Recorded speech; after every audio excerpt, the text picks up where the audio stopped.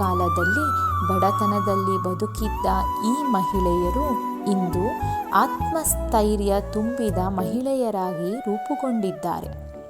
ತಾವೇ ತಯಾರಿಸಿದ ಕೈಮಗ್ಗದ ಸೀರೆಗಳು ಮತ್ತು ಉಡುಪುಗಳನ್ನು ಧರಿಸುವ ಹೆಮ್ಮೆ ಅವರಲ್ಲಿದೆ. ಅವರ ಹೇಳಿಕೆಯ ಮಾತು ಒಂದೇ: ಚರಕ ನಮಗೆ ಹಣವಷ್ಟೇ ಅಲ್ಲ, ಗೌರವ, ಸ್ನೇಹ ಮತ್ತು ಬದುಕಿನ ಹೊಸ ಅರ್ಥವನ್ನು ಕೊಟ್ಟಿದೆ.